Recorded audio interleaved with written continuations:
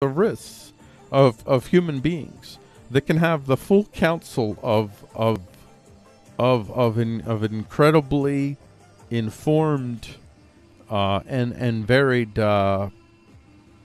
expertise at their disposals, and they can have the capacity to live who they really are, insofar as they understand that living must be contained within the consensual realm around them, within the realm of the consensual. If they are not consensual, doesn't really matter why you are, but if you are not consensual, then you are an immediate friction in that system. You'll stick out. You won't be able to do well in that system. A system in which individuals and their associations of choices, that they are able to provide for themselves all of their basic means. And I want to add in there the force element is essential. I mean, there's got to be a 3D printed gun machine in every home, 3D printed drone machine in every home. You got to be able to crank out them drones too, man. As a matter of fact, it's more about the drones than the guns, although you need the guns too, but it's much more about the drones. People should be working on drone defense as much as gun defense right now. That would be key. You will have a land of consensuality. You will have a land of consensuality if you live in that world. And the United States government has the capacity to create an uninvadable union of people. And we conveniently have, I think, one thing that we could possibly rally around. And I mean, I would like us eventually to go past it, but it's a good starting point, and that is just simply the Bill of Rights, not the Constitution, just the Bill of Rights. Everything else is negotiable, but that Bill of Rights, these are unflinching principles that we must preserve. This is within the United States government, at the end of the day, where the rubber meets the road. All of human philosophy, religion, thought, whatever you can put into, whatever you want to call it, theory, whatever it is, it's all ultimately centered around the legitimization of coercion against individuals that did not first coerce against you. And in that capacity, where we're dealing with, I mean, these are I mean, it's a ruthless game that you play within those paradigms. This is where we're at. And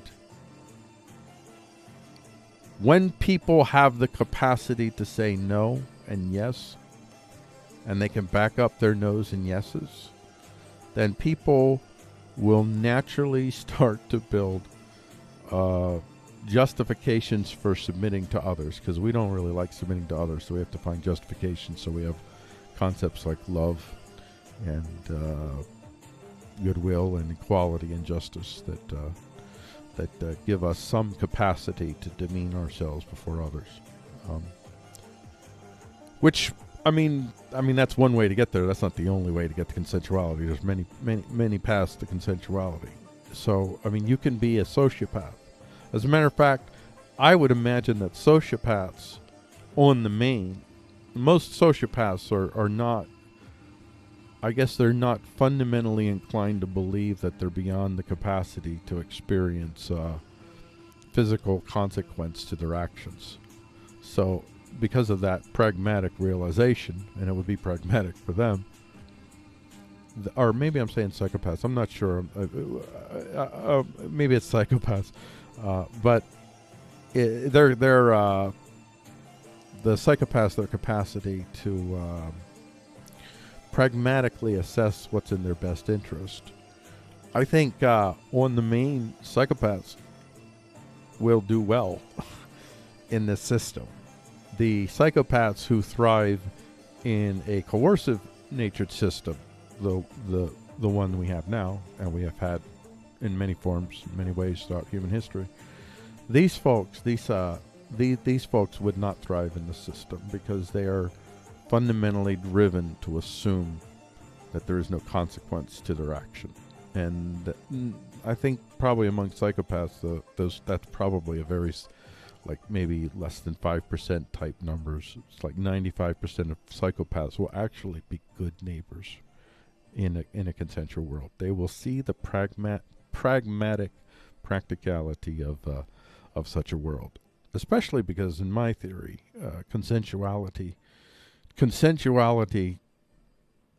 I'm getting a little long-winded here. I can't go any further. Oh, there's so many thoughts I have, and then I can't say them all. I allowed myself to say too much there. I spent way too much time on the story. So I got to move on. Bugs on nanowires pave the way for Mars colonization, from Science Daily. Bacteria on nanowires convert sunlight, carbon dioxide, and water to organic building blocks. Excerpt. If humans ever hope to colonize Mars, the settlers will need to manufacture on planet a huge range of organic compounds, from fuels to drugs, that are too expensive to ship from Earth. University of California, Berkeley, and Lawrence Berkeley National Laboratory, Berkeley Lab chemists have a plan for that. Chemists have created a hybrid system of bacteria nanowires that capture energy from sunlight and transfers it to the bacteria to turn carbon dioxide and water into organic molecules and oxygen. On Earth, such a biohybrid could remove carbon dioxide from the atmosphere. On Mars, it would provide colonists with raw material to manufacture organic compounds ranging from fuels to drugs. The efficiency is greater than the photosynthetic efficiency of most plants. So there you go. Bugs on nanowires pave the way for Mars colonization. So it'll enable them to create usable stuff on Mars, fundamentally. To create stuff on, it's like you have to have the ability to make. So it's giving them the power to make, essentially, is what's going on here. And if you don't have the power to make, then you're going to be in trouble. Because it's awfully hard to get, dude, it's difficult.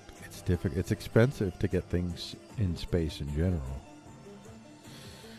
Wow. So those are your headlines there. Let's